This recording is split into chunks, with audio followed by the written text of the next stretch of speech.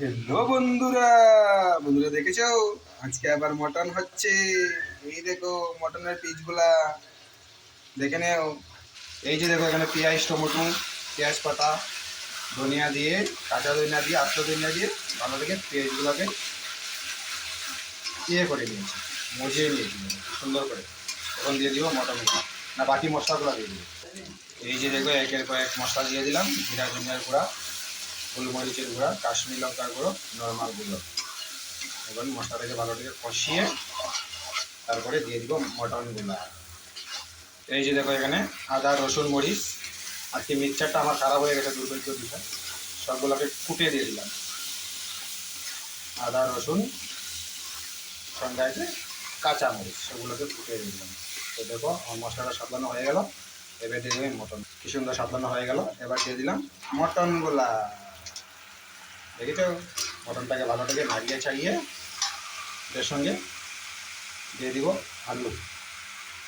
আলু বেশি দিব না, 6 পিস আলু দিয়েছি বাস। ভালো থেকে নাড়িয়ে চাড়িয়ে হালকা করে দিয়ে দিলাম একটু লেবুর রস। দেখুন কি সুন্দর করে মশলার সঙ্গে মাংসটা মিশিয়ে নিয়েছি। এবার কিন্তু টক দই দিই না, অন্যদিন টক দই দিই, এবার টক দই দিই না। এখন আমি মটনটাকে ভালো থেকে ডাকে দিই। আর গ্যাসটা একদম লো ফ্লেভারে দিয়ে দিই। গ্যাসটা একদম কমিয়ে দিয়েছি। ভালো থেকে সিদ্ধ হোক, তারপরে আস্তে আস্তে হালকা করে একটু জল দিয়ে দিই। এই যে দেখো কি সুন্দর কালারটা হয়ে এসেছে, সেই সুন্দর কালার। দেখো বন্ধুরা মটনের কালারটা কত সুন্দর হয়ে এসেছে। এখন আবার ঢেকে দেবো। বুঝলাম একটু টাইম লাগবে, আজকে প্রেশার কুকার দেবো না, প্রেশার কুকার না দিয়ে রান্না করবো। ওইদিকের মাংস মটনগুলো প্রেশার কুকারে দিতে হয়।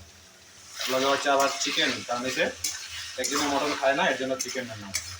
এই যে দেখো বন্ধুরা আমার মটনের সাতলাটা কি সুন্দর হয়েছে। একটু সাতলাবে, তারপরে দিয়ে দিব একটু হালকা করে জল। চিকেন তো এর জন্য তো কইলাম ওই চিকেন খায় না, এর জন্য চিকেন হয়েছে। চিকেনের কালারটা কি সুন্দর হয়েছে দেখো। তো এ তো মটন খায় না বলে চিকেন করানো হয়, মটন খায় না বলে চিকেন বলছি আমি। তো সবসময় এমনই হয়।